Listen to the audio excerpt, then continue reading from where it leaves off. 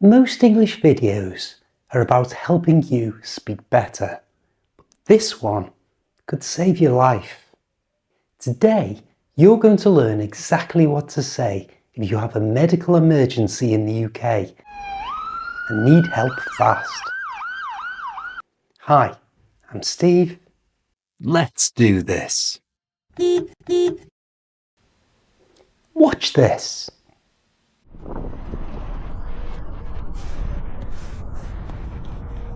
Come on, we'll be late. Hang on a second. What's up? I can't seem to catch my breath. Are you alright? I just need a minute. Sit down. Are you in any pain? Across here, my chest feels tight. Anywhere else? It's radiating up into my shoulder. Stay calm, I'll ring for help. You might come across this situation at any moment, so knowing what English you need is essential.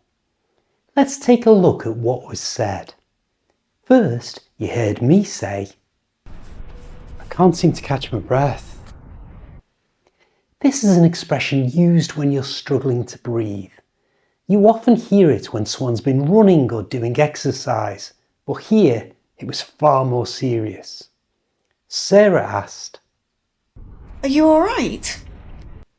You hear this all the time in the UK, used as a greeting. You alright? The difference here is that she put all the stress on the word alright, which changes the meaning from a casual greeting to a genuine question about someone's health. Listen, you alright? Has become, are you alright? Can you hear the difference? Are you alright?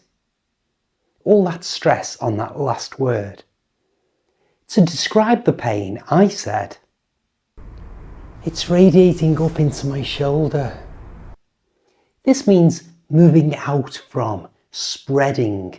The sun radiates light, and in my case, the pain was in my chest, but it was spreading up into my shoulder. It was radiating.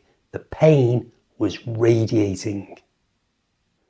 Realising that this was serious, Sarah said, Stay calm, I'll ring for help. Stay calm. This is to reassure someone. Just stay calm. Don't get excited. Hey, it's happening! Everybody stay calm! What's the procedure, everyone? Next, Sarah had a decision to make. If she thinks this is not life-threatening, in other words, I'm probably not going to die, she should call 111 for urgent medical advice. But here, she decides that it is very serious, so she dials 999. This is the main emergency number in the UK. If in your own country you use 112 for emergencies, you can use that in the UK too. Listen to what happens next, especially in how brief Sarah's responses are, which helps make sure that help arrives as quickly as possible. Emergency which service? Ambulance. Ambulance. Is the patient breathing? Yes. What's the address of the emergency? We're at the pier head next to the museum. What's the telephone number you're calling from? I can't think of it. Are you with the patient now? Yes. Tell me exactly what's happened. He's got chest pain that's going up into his shoulder. He's struggling to breathe. I've got him to sit down. Is he awake? Yes. How old is he? 65. Does he have any history of heart problems? I'm not sure. Is he breathing normally? No, not really. Is he bleeding at all? No. Stay on the line. We're sending help. Okay. Keep him as still as you can and try to keep him calm. All right. If he becomes unconscious or stops breathing, tell me immediately. I will. Is anyone there who can go and look out for the ambulance? Yes, I'll ask someone. Good. Stay with him. Help is on the way. I can hear the sirens. Good. Stay with me until they are right beside you. Ask someone to go and meet them and show them exactly where you are. OK, they're here with me now. OK, you can hang up now. You've done really well. So you can see that when you call an ambulance, there's no time for chit-chat. Your job is simply to answer the questions as quickly and as clearly as you can. As you heard, most of them can be answered either yes, no, or I don't know. First, you will always hear, Ambulance, is the patient breathing? Now I know you'll be nervous and stressed, but it's important that you force yourself to answer only what's being asked. Then, when they ask, What's the address of the emergency? be as accurate as you can here. Sarah not only said that she was at the pier head, which is an area, but also said she was outside the museum. Tell them anything that will help the ambulance find you quickly. Then, when you hear, Tell me exactly what's happened. don't worry about using perfect grammar. Just keep it short and accurate, like you heard Sarah do. He's got chest pain that's going up into his shoulder. He's struggling to breathe. I've got him to sit down. Now, obviously, she knows things about me, like my age and past health issues, but you might not.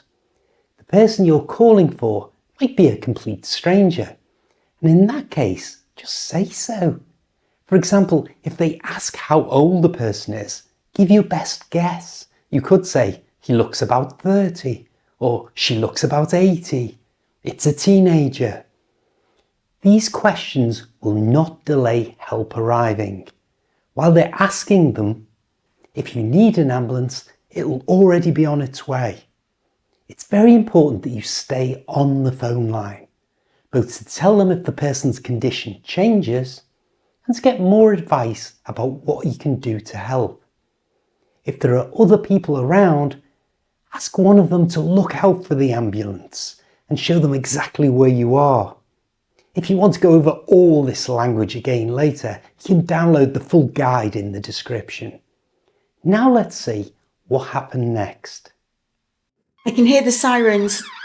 Good. Stay with me until they are right beside you.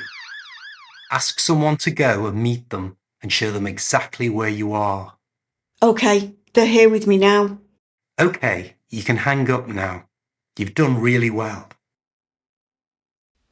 The important thing to take from this is that if you're in the UK and have a medical emergency, in other words, something that is life-threatening, get on your phone and dial 999. Ask for the ambulance, then answer the questions as quickly and clearly as you can. If you don't understand a question, say, I don't understand, and they'll explain it more simply. If there are other people around, shout for them to help. Stay on the phone until the ambulance staff are standing right by your side. Hopefully, you'll never need to do this, but if you do, you now know exactly what actions to take. For another lesson that will help you know what to do and say in a situation when you're in the UK, click here and I'll see you there.